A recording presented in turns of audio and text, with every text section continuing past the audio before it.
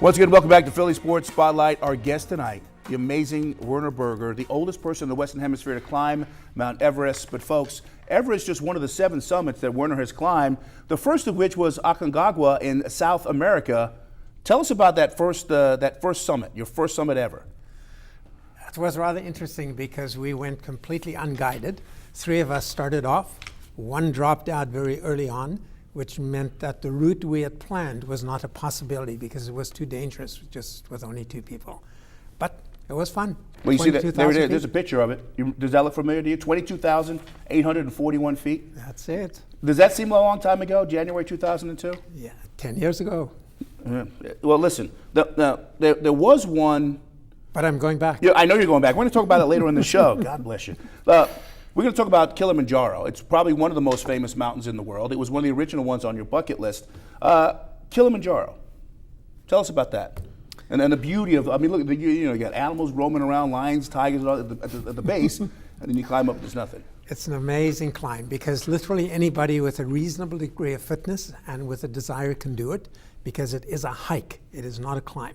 But what's so fascinating is you go through every climatic zone on Earth, all the way from rainforest to high altitude alpine.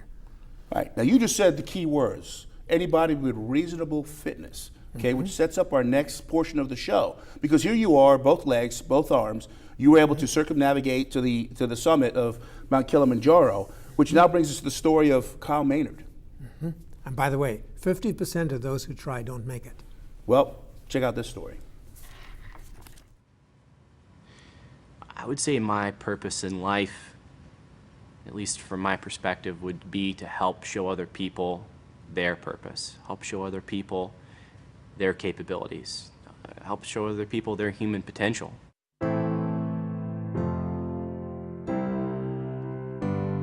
Kyle's life, I believe, he was sent here for a reason. He may look disabled, but he's not. And that's inspiring. I don't give up easily on things. Every excuse that we make keeps us away from the things that we want the most out of life.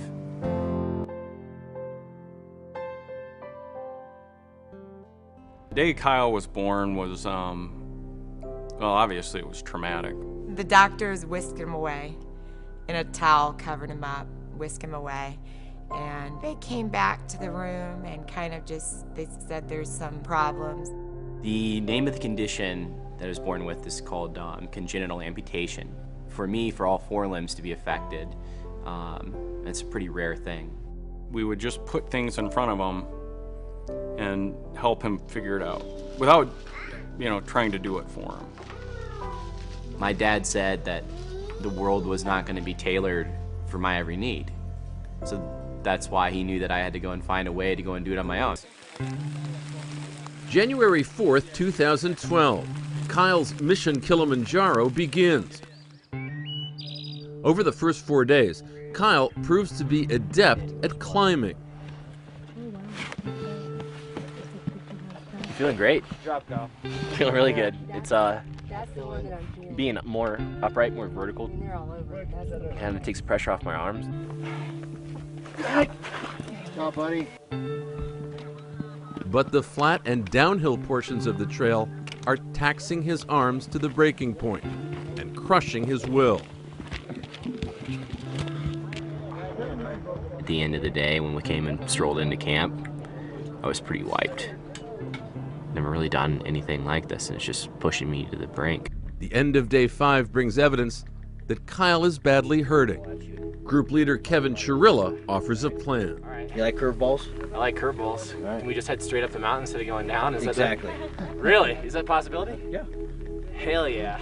It's a new, daring route. Shorter, yes, but far steeper and more dangerous.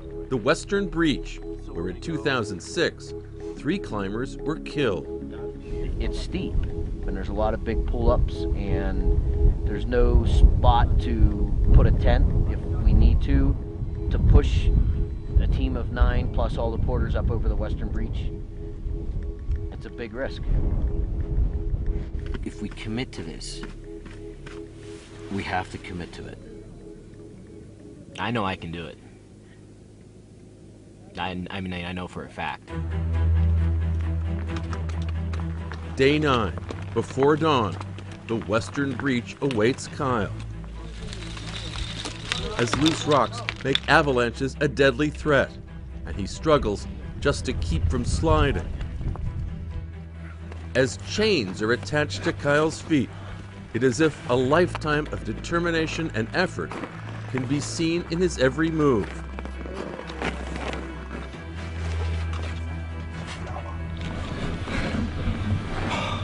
He has gone from 16,200 feet to 18,500 feet.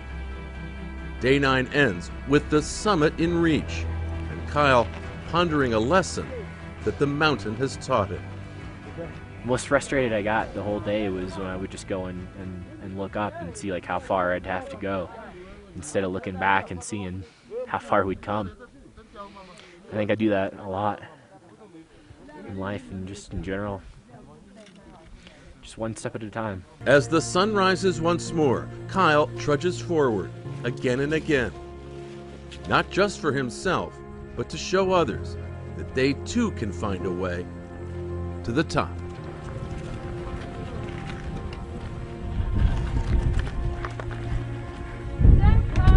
We did it. Woo! Yeah! Did it, baby. Did it. First in the world to crawl up Kilimanjaro, Kyle.